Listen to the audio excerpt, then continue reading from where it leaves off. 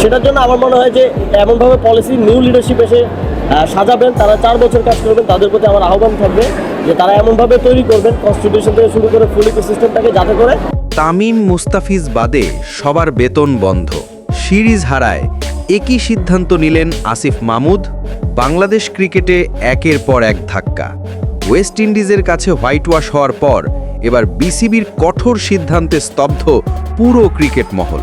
3 ম্যাচের টি-20 সিরিজে বাংলাদেশ 3-0 ব্যবধানে হেরে গেছে।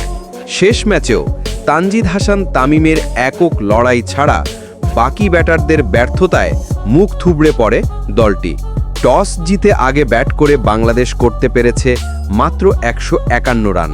দলের হয়ে একাই লড়েছেন তানজিদ হাসান তামিম, মাত্র 36 বলে 89 রানের দুর্দান্ত ইনিংস। কিন্তু বাকিদের ব্যাট যেন জবাবে ওয়েস্ট ইন্ডিজের ব্যাটাররা শুরুতেই সুবিধা পেয়ে যায় বাংলাদেশের ক্যাচ মিসের সুযোগে।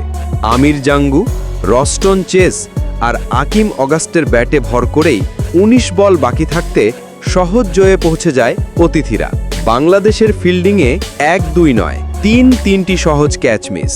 এমন পারফরম্যান্সে জেতা তো দূরের কথা, নিজেদের মর্যাদাও টিকিয়ে রাখা কঠিন। এই হারের পরই বিসিবিতে নেমে এসেছে ঝড়।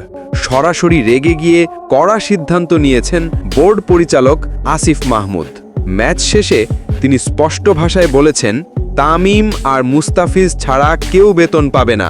যাদের পারফরমেন্স নেই তাদের জন্য বেতন নয়, বেতন নিয়ে যারা মাঠে ফল দিতে পারে না তাদের দরকার নেই বাংলাদেশ দলে। এই বক্তব্যের পরই চাঞ্চল্য ছড়িয়েছে ক্রিকেট মহলে। বিশ্লেষকরা বলছেন এটা বাংলাদেশের ক্রিকেটে এক নজিরবিহীন সিদ্ধান্ত। প্রশ্ন একটাই, এই কঠোর সিদ্ধান্তে কি ঘুরে দাঁড়াবে টাইগাররা, নাকি আরও গভীর সংকটে পড়বে বাংলাদেশ ক্রিকেট? সব নজর এখন বিসিবির পরবর্তী পদক্ষেপের দিকে। বাংলাদেশ ক্রিকেটের ভবিষ্যৎ কি নতুন করে লেখা হতে যাচ্ছে?